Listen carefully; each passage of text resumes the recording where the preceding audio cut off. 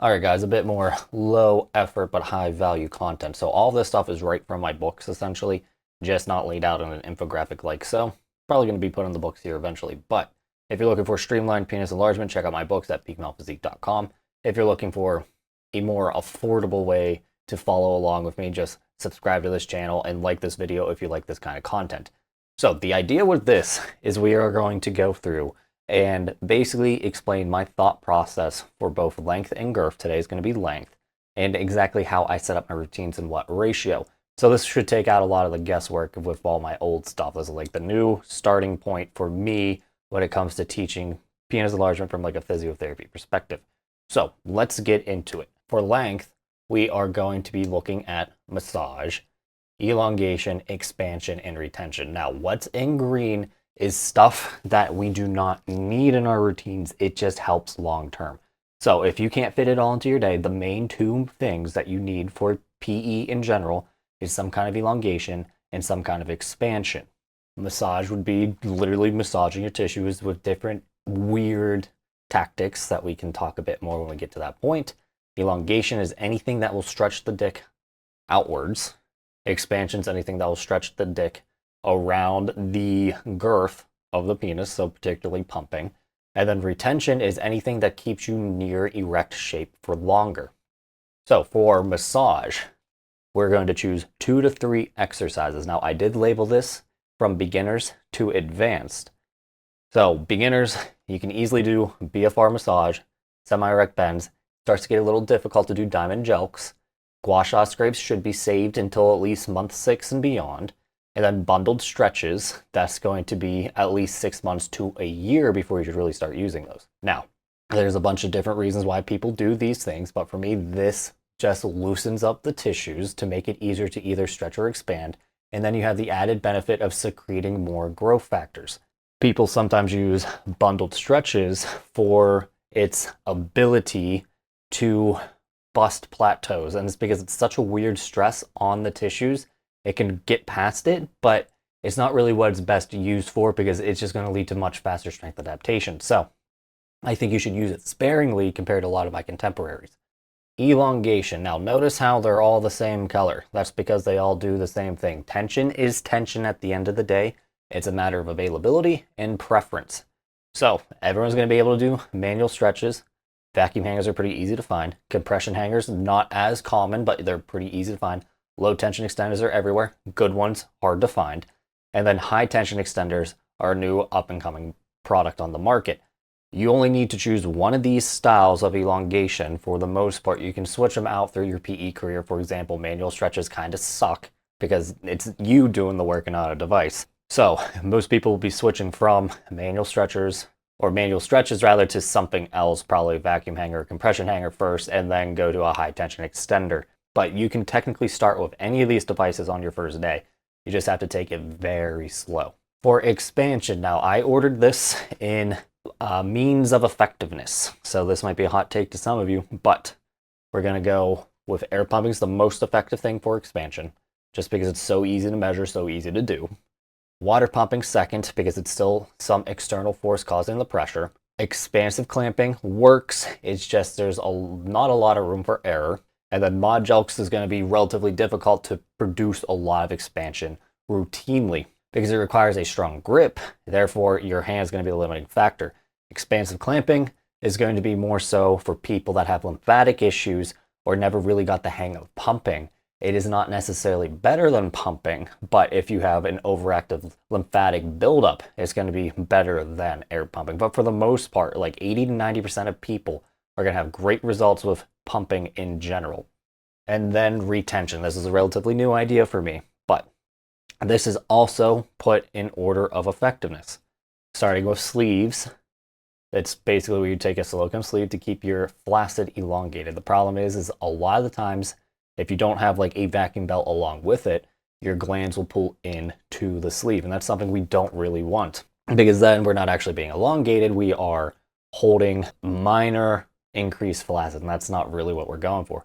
Then something more effective would be piss pulls or pulse stretches throughout the day. So every time you go to the bathroom, you stretch for 10 to 60 seconds. While it's not getting near erect length for a long period of time, that constant agitation is going to lead to more chances of shape change. And then all-day stretchers are going to be better than piss pools because that's holding you at a rec length for most of the day. But the problem is that it's a bit of a pain in the ass to wear. Anyone who's actually wore these for an extended period of time can tell you after about a week, it gets pretty tiresome having to take it off every time you take a piss. So I don't really recommend them as much as I seem like it. I do sell retention straps and everything else, but that's going to be more for a specific use case. Then we're getting into something I call feeder sets. Feeder sets are basically light pumping sessions, AM and PM, 4 to 8 hours between your working sessions. So what I try to do is I pump up first thing in the morning, light pressure. Midday, I'll do my normal PE with another feeder set right after. And then I will pump up in the evening as well. So we're basically getting chronic dilation. Now this sounds like it's going to be better for girth, but there's a few reasons why it'd be pretty good for length. One, we are constantly inflaming the tunica. And it doesn't really matter if it's elongated as much as there's just pressure in the tunica to keep it this shape. So that excess of fluid can potentially help elongate as well. And then it's going to also pull in fresh nutrients every time you pump. So in my opinion, it's pretty potent. With my short time of doing it, it has helped my gains a lot, and particularly erection quality. Then what I think is most effective, but also not necessarily the safest, is going to be feeder sets and a cock ring right afterwards. So what I do is every time I use a penis pump, I will wear a cock ring for 10 minutes.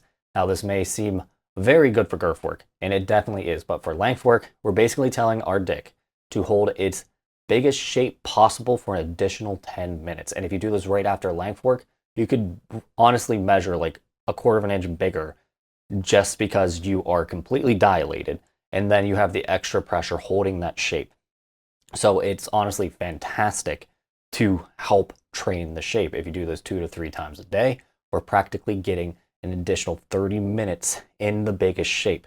And then we're increasing the amount of chronic dilation we have. So like the fluff that you get after pumping. What I've noticed is the swelling in the tunica start to relax together. So like your tunica relaxes around the swell, so that swell is not pushed out right away. So your post-pump size is going to stick around like twice as long in my case. And since we're pumping 2 to 3 times a day, we are getting a lot more time in the biggest state possible. And that's the entire point of retention. So general guidelines, we are going to do 5 to 10 minutes of massage a day. We're going to do 10 to 15 1-minute fatigue sets. The idea behind fatigue sets is that collagen fails at the point of load. So the more often we load and unload the tissue, the more often we stretch the tissue, the more chances of collagen fatigue happen. Therefore, there's going to be more growth factors released, and every additional chance of failure makes the tissue weaker. So we actually need less work each set following to get the same, if not more, elongation. So it is very potent when you just add those shorter sets before your actual strain sets. Now, strain sets are going to be between 2 to 8 sets total, 5 minutes long. And this is just to pull the tissues apart farther than you already did with the fatigue sets. Technically, you could just do 40 1-minute fatigue sets and you'd be completely cooked, okay? But there's going to be a point of diminishing returns where the fatigue sets reach a flat line where every subsequent set does not increase tissue weakness. It'll be at the weakest point at about 15 sets. So we don't really need to do more of them because there's no real benefit to making PE easier. So 10 minutes of expansion following, and basically the idea behind this is one, we need to train the new tissue shape. So if we're already pulled apart and then we fill up with blood, with pumping, for example, we're pulling the tissues out and flexed, and then the blood-holding tissues in the corpus cavernosum fill that space. So we're training the shape, and we're getting the erections to actually learn this shape in a sense. And then finally, this is going to be followed by retention. The amount of retention you need is going to vary from level and what kind of retention you're doing. For example, an all-day stretcher is going to need between 2 to 6 hours. A sleeve, 2 to 6 hours. Piss pool just depends on how often you go to the bathroom. And then if it's a feeder set, it's going to be 2 additional sessions a day. Frequency and progression. So your working sessions, so what we just went over in this slide minus retention, is going to be done 4 to 6 days a week. We do need time to recover. Retention is every day though. Since it's going to be less work than our fatiguing sessions, we can use that to train shape on our active recovery days, which are just rest days when we're doing something. And then a deload week every 6 to 8 weeks where we just take a week off from PE. You might want to do retention during this, but it's not very clear if that's going to impact the loss of strength adaptation. But the real idea behind deload weeks is that you're going to produce so much fatigue in 6 to 8 weeks. There's going to be a point where your tissue can no longer stretch more than it already can without needing time to recover. So you're going to need an extended break to make this your new baseline, essentially. And then you can keep seeing changes on your stretch flaccid from day to day, week to week. Now, some progression rules only go up in weight or time when elongation is not hit. So progressive overload is largely overrated for penis enlargement. I will ping pong between 8 pounds and 15 pounds for length. Right now, I'm back around 10 pounds after just taking 1 month off from training length specifically. So if you just plan your breaks right, you can lose most of the strength adaptation you deal with PE and continuously gain easily while avoiding injury. What we're looking for is in device, you want to be 4 to 6% longer from the very first set to the end of the very last set. That's going to show that the tissues have broken down enough to elicit a growth response, but not too much to the point where it is actually hindering the growth response. Anything beyond 6% is going to be kind of like a sprain in the tissue where there's actual like rips in the weave rather than the breakdown of the mechanical inner workings of the collagen peptide. So avoid that going beyond 6%. Now, out of device, this is how I normally measure, by the way, is 2 to 3% longer. What we're looking for with this is a change in baseline shape. So if we fatigue the tissues enough, the normal working range for a tissue is about 2% elongation. So if we don't get past the 2% elongation, that means we're always in that normal working range. Therefore, we didn't really fatigue the tissues. So we need to be just a little bit longer than our size to start the day. So measure before you put the device on, and then after you do your PE session, measure again. That change should be about 2 to 3%. All these calculators, by the way, are on peakmalphysique.com under the Tools tab. I'll probably try to put a link in the description below if I remember. And finally, safe weight. We can start at 2 pounds, by the way. So if you're a beginner watching this, I'm having a whole series talking about everything that you need to know about the first 6 months of PE. There's also an ebook just for that on peakmalphysique.com. But start at 2 pounds. 1 pound is not going to do much. 2 pounds is going to be enough to get some kind of tissue adaptation without overdoing it. And then for your first couple weeks, we'll slowly add more and more weight. We get up to about 5 pounds, then we start adding more time, all right? But safe weight in general is going to be between 2 to 15 pounds with vacuum hangers. And that's going to be the same thing for high tension extensions or anything like that. And then 2 to 20 pounds of compression is what I consider safe. Now, there's going to be plenty of people that have gone higher with compression hangers. My issue going beyond 20 pounds is that we are really pushing that strength adaptation, and that's going to make it just harder and harder to continuously gain. In a perfect world, you will never need to do more than 15 pounds of tension with PE.